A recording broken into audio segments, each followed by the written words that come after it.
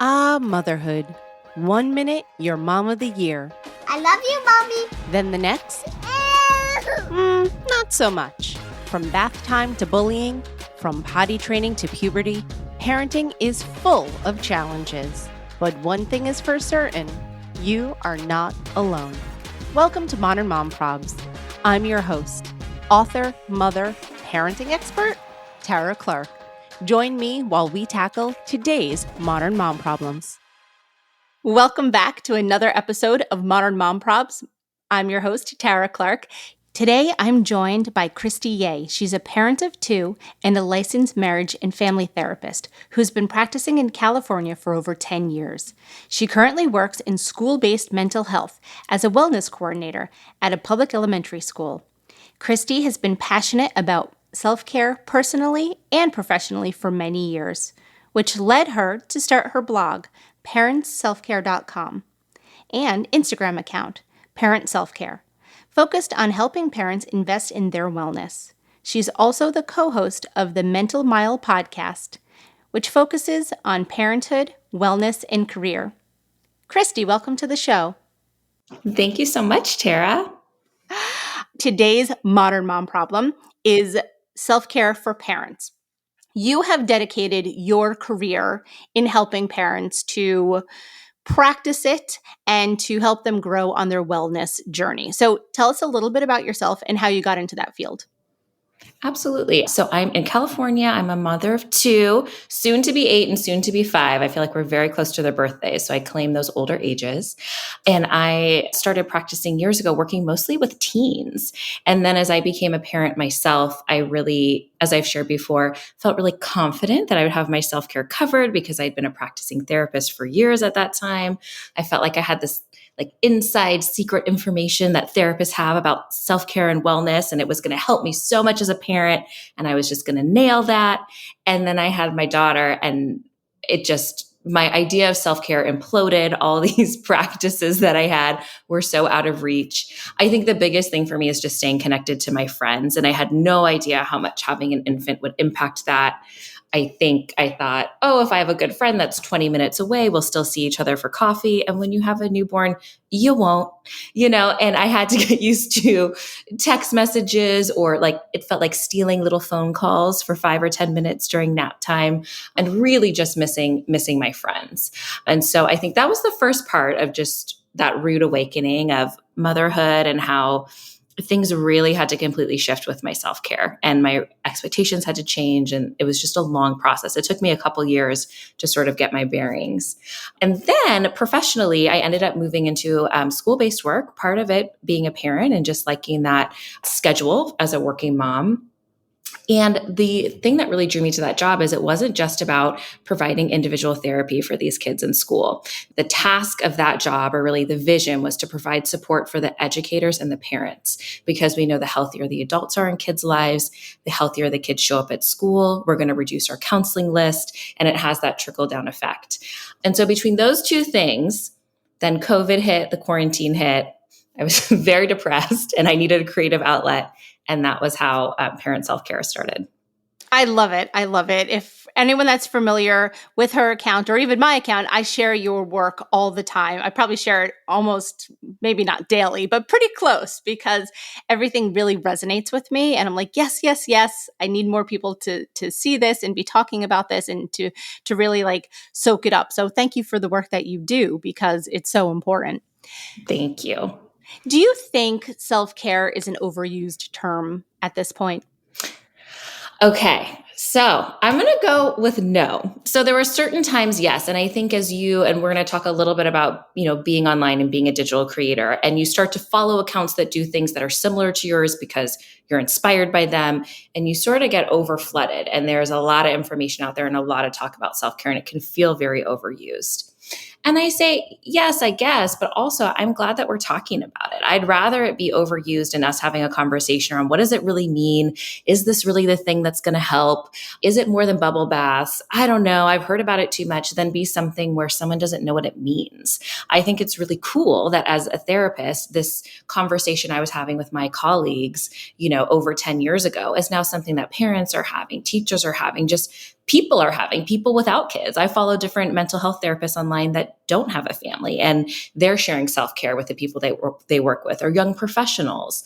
And so I get it. I get how it can feel like that when your feed is sort of shoved full of self-care, but I love it. I think it's great.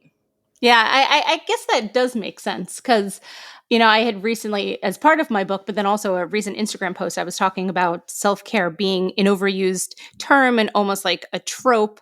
But, it's not just one thing. It's not just getting your nails done. It's not just taking a bubble bath. It may be, in what I say in the book there was that, it's saying no to negative people. It's saying no to the things Absolutely. that don't fill your cup, and so it's not just one particular thing. Do you think it's something that's attainable for all parents? Because I've also heard that self-care is more of a privileged nuance. Yes. And Yep. so tell me, like, what do you think about that? Sure. Well, I have lots of thoughts, so you're probably going to have to cut me off on this one. So I'm going Totally to fine. say, and as a therapist, I don't like to be blocked into, the all or nothing. So you're going to get a lot of yes and no from me. But the answer is yes and no, right? So there's many self-care practices that are free, right? Whether it's a mindset. And if you follow my account, I focus a lot on self-compassion and mindfulness, which is really like tender thoughts or even tender touch. If you're doing a breathing or a meditation, putting your hand on your heart, it's connecting with friends. It can be all those things that are, free and accessible to people. But of course, I think there are those little things we want to work in as parents to keep us going day to day, but we want bigger things too, right? We want time to go out to a fun meal with our friends. You talked about the restorative nature of girls' night out in your book, and it is so true. Or you want a weekend getaway with your partner, with your friends. That stuff takes more money, right? And childcare is expensive. So absolutely, like if you have more financial resources, a broader range of self-care practices are going to be available to you. But the big thing I wanted to just highlight is something I discovered through this account was the history of self-care. And there's a great article by Aisha Harris called The History of Self-Care. And you can look it up. And it talks about really the radical political roots of self-care, that it really was associated with the women's movement and with the civil rights movement. Marginalized people coming together to take care of themselves in these systems that were not setting them up for success, that were oppressing them. And so what sort of happened in like the 1990s is that sort of like the richer white mom yoga culture took over, right? And if you see a lot of the really successful influencers online, and people of color will talk about, I don't feel comfortable going into a yoga studio, whether it's colors that I see, body shapes, or different things like that. So mainstream, white community sort of took that over. Then it became sort of what we know now, fitness culture, bubble baths, spas, and things like that. But this article also talked about the increase in self-care becoming, as you said, almost an overused term, was then again around 2016 through that really tumultuous presidential election, because a broader range of people were feeling very overwhelmed by the divide in the country and what was happening in their country. And so then you'll see now, particularly where we've been with COVID, and you talked about in your book with the social justice and Black Lives Matter and how much we've been through, there is a very political, radical nature of self-care as well. And I love that people in those marginalized groups are owning that for themselves and doing what they can with what they have to take care of themselves, and sort of saying, I'm going to claim my joy. I'm going to claim my rest. These are the things I'm going to do to take care of myself. So I just think that's something cool that we don't talk about as much. And I loved learning that. Yeah, I love that. I'm a huge history buff. So as soon as we jump off, I will absolutely look that up. Can you one more time tell me the author's name? Yes, Aisha Harris. It's on slate.com, and it's just called The History of Self-Care. So it's an easy lookup to remember. Absolutely. Super easy. Thank you. I appreciate that. So, you know all things self-care, right? You discuss all things self-care. So how can an overwhelmed parent, or maybe not an overwhelmed parent, but it would be hard to find a parent that's not currently overwhelmed. Like, what tips can you provide for some of them to feel more grounded and more connected? Sure. Yeah. And I think, like you said, and we talked about, self-care really changes with the season of parenthood in general, right? And so I definitely feel like I'm out of that survival mode and things have expanded for me. But I talk about 9 different wellness categories, and I'm not going to go into all of them because we don't need to do that. But and the reason I talk about that is because I want people to know, right? It's more than just getting your nails done or things like that, which I love to do, but it's still more than that. So it might be working on your relationships. I think the big one we think of is our emotional wellness when we think of self-care. And then the physical self-care aspect, I think, is really important for parents, particularly in the newer stages, which is sleep and rest, moving for mental health, drinking enough water. If you're on medications, taking your medication, things like that, just the basics that are hard. So I say, if you're really overwhelmed and burnt out, it's the foundational stuff. So it is making sure you're eating your meals and snacks and drinking water and trying to get those moments of rest and relaxation. And I think the big thing for me that I had to make peace with as a parent, because I love to sleep. I know for some people that's always been hard, but my natural state would be 8 or 9 hours a night. And that's not happening when I have 2 kids, right? So I had to sort of embrace that in the middle of the day, if I just shut my eyes for a few minutes and sort of let that sensory input from screens or whatever's going on with my kids go for a few minutes, that's rest. If I'm on the couch and I get a little bit of time to watch a show, that's rest. Relaxing activities can be rest because I often stress myself out a lot about the number of hours I was missing of sleep because I was somebody that loves sleep. So I think it's finding those micro moments, right? Are those things you can do to take care of yourself. And like I said, mindset too, of just being kind to yourself. It's so easy when you're tired. It's harder to have flexible and kind thinking because we just don't have that much of a resource.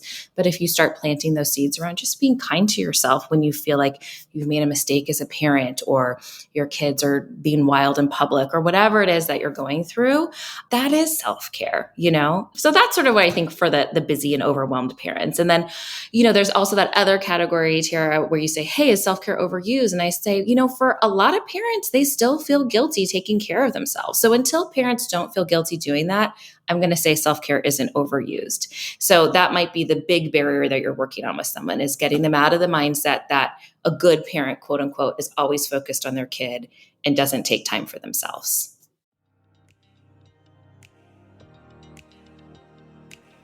This episode of Modern Mom Probs is sponsored by Sambucol. Fall is right around the corner, and you know what that means. Cooler weather, layers, and of course, the kids are heading back to school. Did you check off all the items on that never-ending back-to-school list? New clothes, notebooks, pencils, brand new backpack. The kids want it all. But have you thought about how to help keep them healthy when they're heading back to school? That's where Sambucol comes in. My son and I recently started taking Sambucol every day to help support our immune systems so we could keep doing what we need to do. Sambucol is made from premium European black elderberries, which are natural sources of powerful antioxidants and key vitamins like A, C, and E. They help support a healthy immune system and help you power through your day. What's so great about Sambucol is they have tons of different ways to help your daily helping of black elderberry, like syrups, gummies, chewable tablets, drink powders, capsules, and more. They even have products made just for kids. My husband, my son, and I all take Sambucol. We love the gummies. We eat them right after dinner, but before we start the nighttime routine. It's sort of just like a nice little treat and a nice way to end the day. So make a healthy immune system part of your back-to-school strategy this year with Sambucol. My listeners get 15% off their next order of $9.99 or more at sambucolusa.com by using my promo code MOMPROBS15 at checkout. That's 15% off your order of $9.99 or more at sambucolusa.com. Use code MOMPROBS15 at checkout. Okay, here's a pro tip. Save this promo code and website address in your Notes app. I know you're busy. Too busy to remember a promo code or to sort through episodes to find it again. Save it and use it when you have a few minutes to shop. The code again is MOMPROBS15 and the website is sambucolusa.com. Yeah. That stupid mom guilt always creeps in, and then it's in the back of your mind, and you're like, what? No, I deserve to do this. I worked so hard. I am a human being. Yes. So I want to dive deeper about the seasons of motherhood, because you're right. Like when you have a newborn and a toddler, you are in survival mode. You are in, like, if you're thinking about the Maslow hierarchy of needs, right? You're just trying to get through the day. You're trying to, like you said, eat, sleep, and really keep the wheels on the bus, on the struggle bus. And as your children get older, and because your children are starting to get older, as children Yes. are wont to do, then more time frees up. Right? You're no Yep. longer in that survival mode. Your children may go to school full time. Yeah. Right now it's the summer, but maybe they're in camp. You do find time to yourself as they age in a different way. So I want to speak about that a little bit too, because like I know that I find myself with more free time now than I did when I was younger. For me, unfortunately, I think I throw that into my work. And so I spend more time working than I would, other things like maybe exercising or something like that. But I'm trying to get better about exercising. It's a new priority for me. I'm really trying to do it because I used to be very good about it. And then the pandemic happened and I just stopped altogether. So now I'm trying to come back to that because exercising is definitely self-care. But yeah, let's talk a little bit about like as your children age. Yeah. Well, as your children age, your time frees up. And for some people, that's really exciting. And for some people, it's really scary because so much of your identity has been around helping to nurture this child. And I love to thinking about the idea of self-care as it's not just me, it's a balance of needs. And there's going to be times when your child demands more from you. That's when they're younger, when they're going through a big transition, maybe, a loss has happened in the family, a mental health issue. There's going to be times when you pour more into your kids, and that's absolutely okay. All I'm trying to do is build the habit of making sure that you don't completely forget about yourself and there's times you pour more into you. So for me, having more time, really the huge thing is I've been reading more and that helps me feel more like myself. I had no capacity for that. There's a reason why, like, your book is so great for the ages 0 to 2, because you don't have capacity, right? To pick up a book and read like a 30-page chapter. You can pick up a few pages here and there. Or I would just scroll Facebook. I mean, I'm dating myself. Instagram wasn't even like the big app when my kids were feeding late at night because I had capacity for nothing else. And that's okay. But it sort of feels cool to reclaim that part of myself, that there's space for that. And then I say too, whatever those things that made you feel sort of lit up as a kid. So I do a lot of my own art on parent self-care. And I love to draw as a kid. And I've always come back to that. And then I say the indicator of a really strong self-care plan for me is if I'm doing my tap dancing class with my friend who lives, 30 minutes away from me, because we both danced as kids. Her daughter dances at that studio and they have adult classes. So when I'm like really rocking out with my self-care, I'm heading over there like once a month because it's a, 25-minute drive and that adds on extra time. But yeah, I just think, what are those things that brought you joy when you were younger? What is something that's going to bring you a sense of adventure, really, too, as a parent? Because there's so much routine that we need to provide our kids. I think there's this feeling of wanting to just break free and have some fun and do something new. So those are some of the things I think about as you get more time. And then also just getting to pour back into your friendships, which just feels so freaking good to me. It really does. It really does. I also started reading a lot in the last 2 weeks. Well, it's the summer, and I feel like summer often lends itself to summer reading, and it just fills me with so much joy to like not pick up my phone and scroll Instagram, but like instead pick up a book. And even my husband's like, "Wow, you've been reading a lot." I'm like, "I know, it's great." Yes. Yes. I'm so happy. But it's true. I mean, you have to do the things that, not to sound cliche, but like spark joy. Right? You can't always, like you said about the routine, like, no joke, my day is the same thing every single day. Whether I want it to be or not, it is pretty much the same. And those little things that can sort of disrupt that routine in a good way, that's the sort of stuff that I live for now. I'm like, oh, what could I do, that like breaks up the monotony of how my days go. And I'm sure I'm not alone in feeling that way as well. Absolutely. And I do think back to some of those pivotal moments in motherhood and just having that friend who's walked that path a few years before you, and just to say yes. Like she said, do you want to come to the city and go to a book signing for this author? And she's a mom and she wrote a book of essays. And I would have never done that. And I said, yes. Okay. And so it's great too, like staying connected and having those connections helps you have new experiences with your friends or sort of see what's possible for you, particularly people that have kids that are a couple years older than you. I found is just so helpful.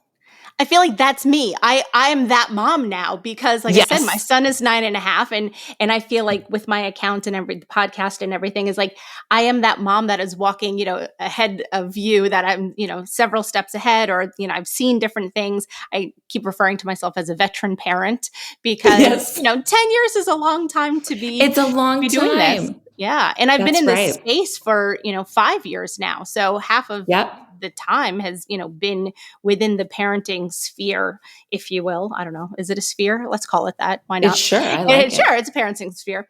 So yeah, I like the way that you said that about the friend walking ahead, because that's sort of where I'm at now. It's also funny that you said about a book signing, because later this afternoon I'm also going to a book signing. I'm going by myself, but it's okay. I'm going to a book signing from the author Jenny Mollen, who she recently wrote this new book called City of Likes. It's about a mommy influencer. And I read it over the weekend. I couldn't put it down. And it was it's satire, but it was very relatable. Yes. and, Yes. and it was really interesting. So I highly recommend that book. So Well, I saw your live and I had it in my cart. It arrived yesterday, and we have a little family vacation coming up this weekend. So it is coming with me. But that's so awesome. fun, It it's just is fun. fun. It's fun. I'm looking forward to meeting Jenny. I'm looking forward to, picking her brain about it a little bit. I texted her yesterday saying I finished the book and it was amazing. And she was like, "Oh, I can't wait to hear your review," which first of all, I'm totally like fangirling that, and Yes, all yes. together. Yeah. But in the same time, it's like, gosh, I have to write a review about a mommy influencer book, Answer. being a mommy influencer. The You whole are thing the is very person for the meta. job. It is very meta, but you are the person for the job, Tara. Yeah, I'm going to do that later on today. Or maybe I'll do it I don't know, right before I meet her. I don't know. I have to figure that out. But, speaking of being a creator, you're a content creator. I'm a content creator. I am a content creator who suffers from burnout a lot, probably more than I should admit. And so I want to get your take on self-care for content creators. Yes. So I think as my account has grown a bit, I've struggled with it more because when it started, I had no idea what it would be or that people would resonate with it that way. And it is so much smaller than your account. But as you know, it takes a lot of work to maintain these accounts. And as I've started to think about, well, how do I want to be authentic, but also monetize some of the work that I'm doing? It's that balance between things that I know will help me consistently grow and reach more people and share my message, and then things that are good for me. Because I still work, I would say part-time, but I work full-time during the school year and I'm off for the summer. And I am not at the point where I'd have somebody helping me with any of this, right? So it's all me. And I want to maintain the fun that it started with. And so I've noticed over this year as my work changed, I'm doing better at just taking a weekend off if it doesn't feel right, or if I had something planned, even if I have a blog that I'm really excited about and I want to write it, but my partner wants to watch a movie after the kids go to bed. I'm going to lean into that. And I think sometimes this space can get you to I don't know, just sort of wiggle around your values a little bit. And I have to be really vigilant around coming back. And it's a joke, but it's real I can't even believe I thought, is it movie time with my partner or is it time to write my blog? Particularly as the world's opened up more. When we were in the beginning of quarantine in that first year, anything that made me feel creative and alive really felt so valuable. But our life is bigger now, wonderfully so, thankfully so. And so I just think I've been thinking more about how much it demands Instagram or, being online and what's sustainable for me. And it's not always sustainable. And that has come up more, I think, as Instagram has turned more towards being a TikTok versus being a photo sharing app. I've noticed that's been more challenging. You have taken the words right out of my mouth. Like you sucked them right out of my brain, because that's exactly how no, you have. You really did. Okay. But you say them so much more eloquently than I do. So thank you for that, Kristi. No, but I agree 1,000%. And I've been having so many conversations with my husband lately about, pulling back a bit and reevaluating my values and how I feel about the platform, about all of this. And just yesterday in the car, we were driving back from the beach, and he was saying, he's like, but you have to stick with your message and why Why are you doing it? Why did you start it? What keeps you going? And it can't just be the constant, like, feeder pellet dopamine hit of, posting content and getting this and that. And so he's like, you have to really remember the why. And that is very helpful because it's not all just, content that's going to get likes. It's not all just monetizing things. It's the helping people, which is why I started it in the first place, right? I actually started my account to make friends, similar to how you were saying about your one friend who lives 30 minutes away and you call her on the phone. I started my account when my son was 3 and I lived in New York City and we did not have a lot of friends on really any friends. And so, which is weird because you would think well, it's a huge city. You'd think that you'd know people, but we went to the park every day and we didn't really have many play dates. We had play dates that were we met people there, but nothing that was enduring that you would exchange numbers and see them again. And so I was lonely and I started the account sort of for self-care, right? It was a creative outlet. I wanted to make memes and Canva had just really come out at that point. And so I was making things on Canva. This was 2016. So Instagram was just starting to take off. And so that was my form of self-care. And then now, God, look how far we've come so many years later, right? But the thing about being a content creator and self-care too is, I could talk about this for 3 hours at a clip. So this would turn into a super long podcast, but there's so much that goes into it, right? It's you want to express your creativity. You want to connect with like-minded people. You want to get your message out there. You want to be supportive. But then on the same time, from a mental health standpoint, it's really hard to deal with negative comments, trolls, people fighting in the comments, all of those things that go into it. And then not to mention the algorithm changes. And then you're like, but what's going on here? I can't quite put my finger on it. And so you can't, base your self-worth on a free app on your phone. And so I think a big thing for me as far as self-care is just walking away from my phone sometimes, or walking away at least from Instagram. And I have to tell myself that because the app is designed to be addictive. The app is designed for you to scroll it like a slot machine. But when I find myself doing that, I know I'm not being kind to myself and I need to just put it away and then go be present with my son, go be present with my husband, I don't know, hang out with my cats, literally do just about anything else. And I'm sure that I'm not alone in feeling that as a digital creator.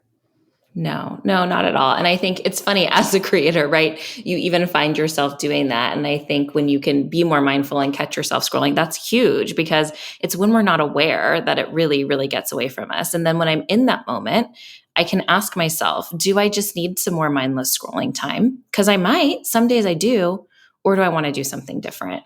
But yeah, it's really interesting as a therapist too, and thinking about what kind of values do I want to show my clients, and trying to just remain authentic to yourself and not getting too sucked in. So I'm glad you can relate.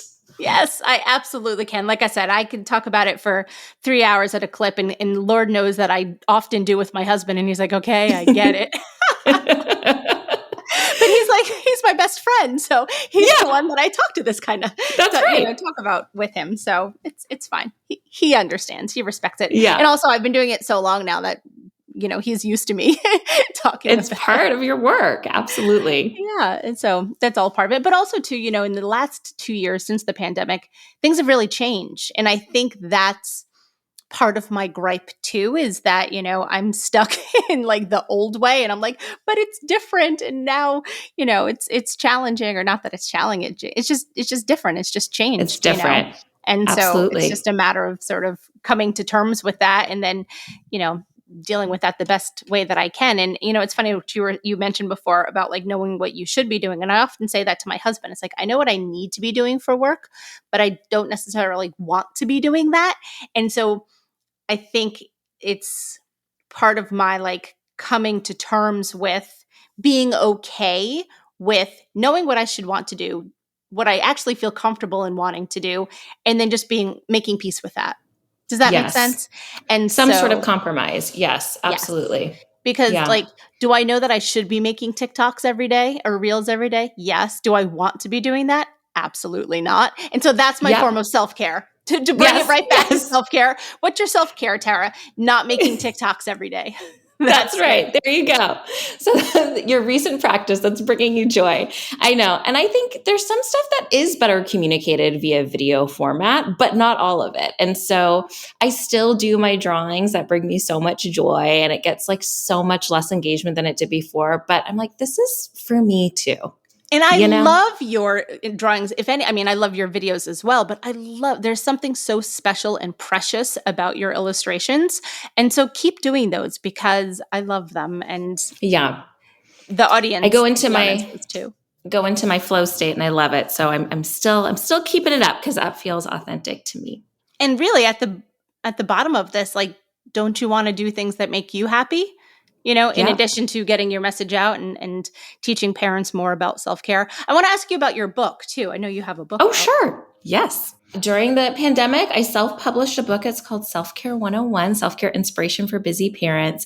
So you can find either my book or parentselfcare.com. It's really similar information, but I am a very visual person. And so I put together a lot of like my main blogs around the 9 different wellness categories, the 4 biggest barriers to self-care, including guilt, and also how to create tiny sustainable habits and a lot of mindfulness and self-compassion practices. And because I'm so visual, my podcast partner had a mom friend. I love it. Moms can do it all. It makes me think of Mary, because I know you used her for your book, who did her illustrations for her book. And I loved it. And I said, I would love for her to do that for me. So I actually did not illustrate my book. For this, I knew I wanted someone with a real training in graphic design.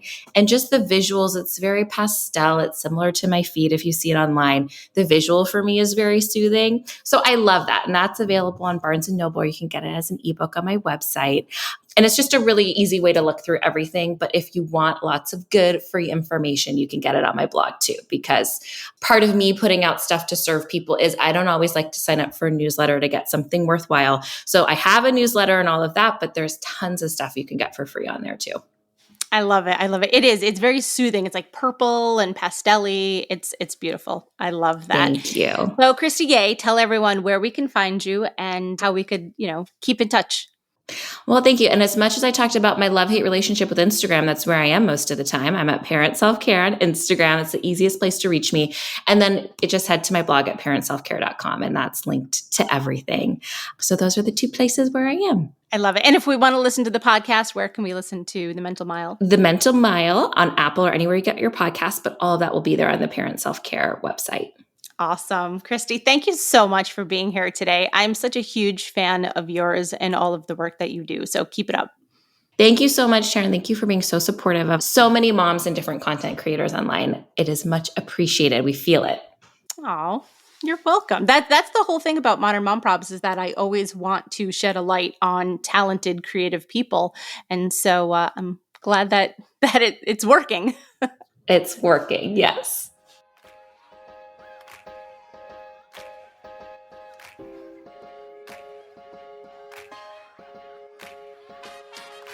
Thanks for listening to today's episode of Modern Mom Probs.